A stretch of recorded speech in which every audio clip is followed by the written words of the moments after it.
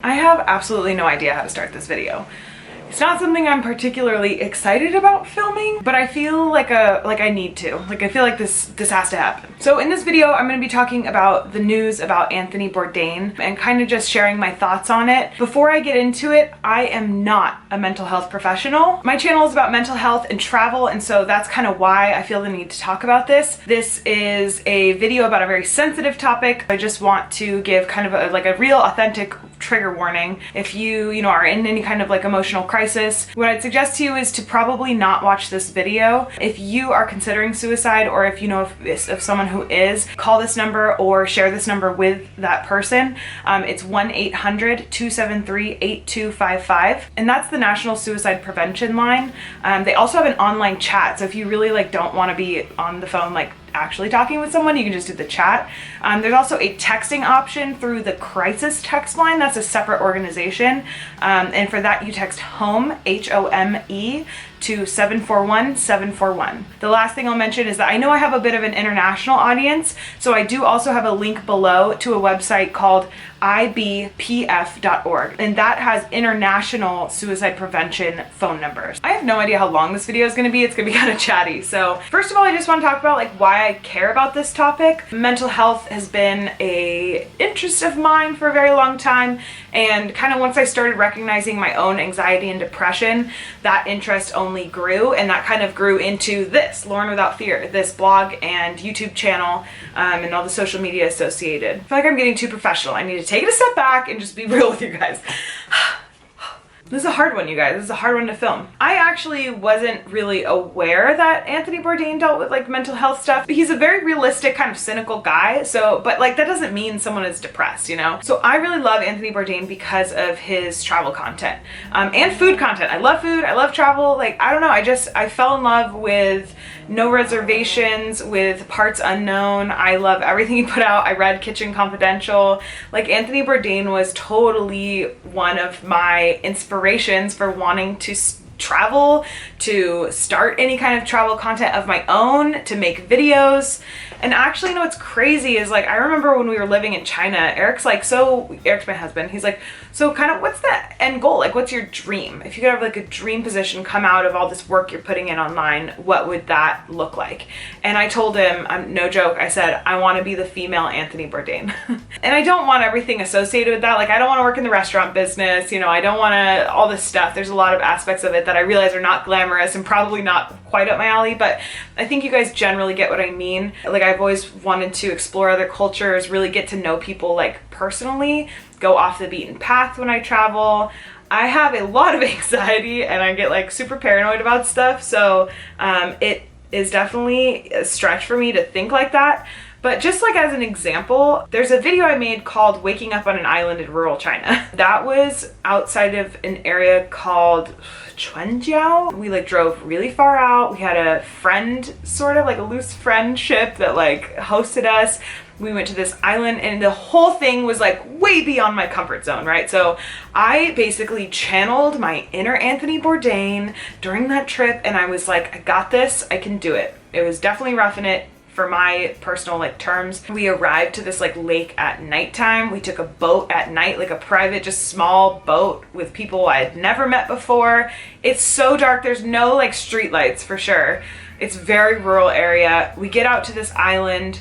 I don't know where I am because it's nighttime. So I walk through this island. I think I hear chickens, and then they take us to what is our hotel room. There were just bugs in it, no air conditioning. It's summertime. It was a squatting toilet in the bathroom, which that was the least of my concerns. And when we woke up in the morning, they slaughtered a chicken for us and defeathered it over the water.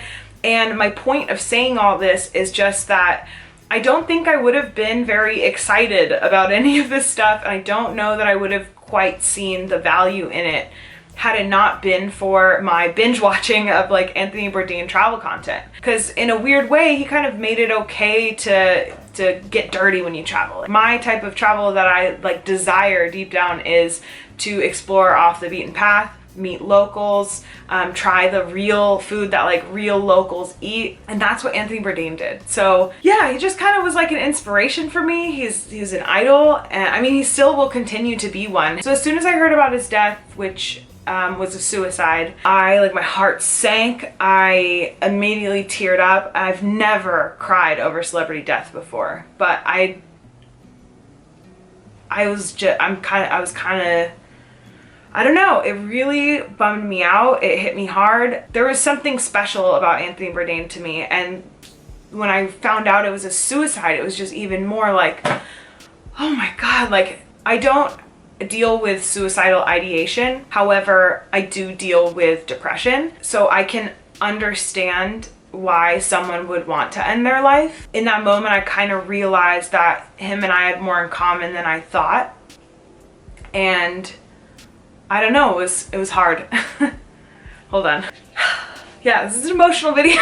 It's like such a heavy topic. It's not what I expected to put up this week, but yeah. The talk in the news now after, Kate Spade's suicide was shortly before Anthony Bourdain's suicide. The topic of suicide is all over the media, and the big thing now is, why is suicide on the rise? And I feel like the two main theories I hear all the time for why this is either culture and society, or the fact that there is so much media out now, and to pair with that, mental health is becoming destigmatized. It's not destigmatized yet, in my opinion. It's getting there. We're getting there. There is so much media out there now that you hear about mental health more often than you ever have before. I don't know who's right, what the right answer is, but I just want to share like my thoughts on this, which is, I think it's a combination of both. So in terms of culture and society, and from my personal perspective, I graduated college with student loan debt. And it was always, you're going to college. Like, you have to go to college. There's no way around it. So I graduated with student loan debt. The job market was at an extremely low point at that point. So there's just no jobs anywhere. And then I finally moved to San Francisco eventually, and there's so many jobs here. And it's like, wow, it's this whole new world of jobs. But then on the flip side, in these places that have so many jobs, these housing markets are insane. So when you think about like long term, like, I want to build wealth by owning a home someday, I want to have kids someday, like I have all these goals, in mind. It just puts me on this track of thinking like I need to be working so much harder than I am right now. But I'm working more than 40 hours a week. Like, I don't know how that's even, it's possible. It's just like, my point is like, thinking like this puts me in a mindset where if I'm only working 40 hours a week, I'm not building wealth, you know what I mean? So like, I just am subsisting, basically, working way too much. And then if the thought process to get to the next level is I need to work harder, then automatically I'm deprioritizing my mental health, my physical health.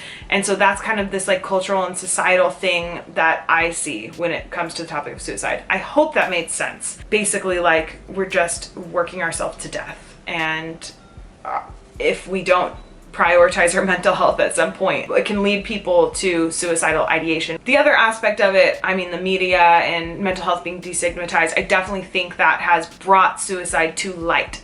I don't know that it would make it rise, but I definitely think it gives the perception, at least, that suicide is on the rise. So we've talked a lot about mental health, but I just wanted to touch on the travel aspect of this. I made a video a while back called Travel Isn't Everything. I want to reiterate that point. Like, I think there's this perception, like, from these Instagram travel bloggers who post these beautiful pictures and they're traveling the world, and they sold all their stuff. Like, how many times have you heard the story? We sold all our stuff to travel the world. And I think it's amazing. Like, for people who want that and who can make it work, that's amazing. That's the life you're dreaming of. You went for it. I think that's beautiful. But it's not for everybody, and I don't think it's the answer to issues happening in your own brain. I think it can be difficult to tell the difference between, sometimes a mental struggle and an actual, like, real life daily struggle. Like, do you need to change your daily life, or do you need to change your thinking? That's kind of hard to differentiate, and I think it takes practice, and I think a lot of it has to do with like recognizing your own mental state and the signs for when you are going down that like spiral of depression or anxiety or whatever, you deal with in your brain. But I think that this idea idea of travel as this like, you know, ideal situation, it can become an issue when you mistake your mental struggle for a need to change your daily life. For example, right now, I've got a pretty good job. I like my job. I like the people I work with. There's a lot of great things going on in my life. But I have moments, you know, I have days where like I just want to like quit everything. Like I don't like it. I just want to like run away. You know, the instinct is just run. But if I sold everything and like went and traveled the world, I still don't think I would be happy, because really what the issue is in my head. So I think first and foremost, you have to learn to recognize the difference between those two. Like, you know, is it your life or is it your brain? And if it's your brain, it's hard work to fix it. It's really hard work. It's a constant battle. And actually, I shared this quote on Twitter from Hannah Hart, who's a YouTuber. She said, suicide has nothing to do with how much money you make, how brilliant you are, how fulfilling your career is. It's about managing your mental health. A constant and tedious task for those of us living with mental illness. On the outside, it appears that people like Kate Spade or Anthony Bourdain have everything they could ever want. Like, what more do you want? You know, like, you have a family, you have this incredible business that, or like, you know, career that you created yourself, and it is on your terms.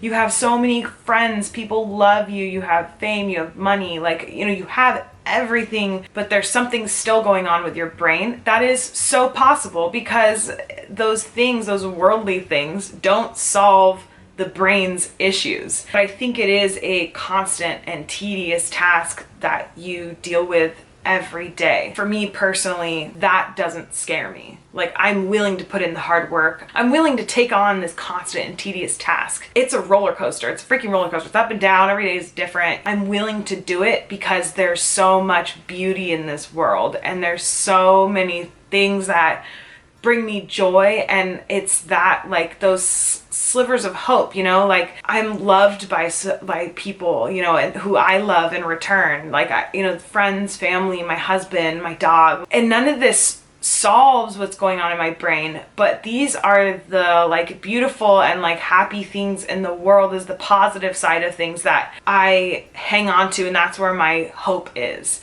And that's why, I don't know.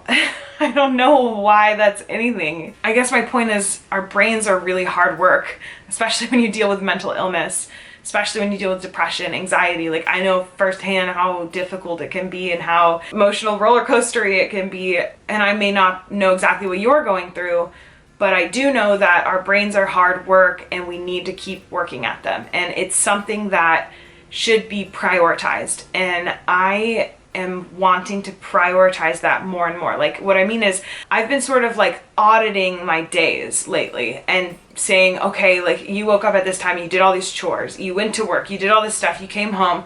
Should you really keep working, or should you take a little break, have a moment of mindfulness, do something with your hands, do, you know, exercise, something, anything. Prioritizing my mental health. That's what it is. Like, I audit my day to ensure that I'm spending time for my mental health specifically, because it's so important. And this is coming back to like the society and culture thing, where I don't think that it's communicated to us in culture that that is a priority, but it is. Like, I don't know if you need it, but I'll give you permission right now. I don't know if it means anything to you, but I give you permission to prioritize your mental health. Like, if you need a break, take a break. If you need to reach out for help, reach out for help. If you need to take a mental health day, take a mental health day. Do what you can with what you're given, and be sure that you are prioritizing your mental health, because it is so important. It's the foundation of everything. If you don't prioritize your mental health and you let yourself sink, like, you could lose everything. That's my soapbox.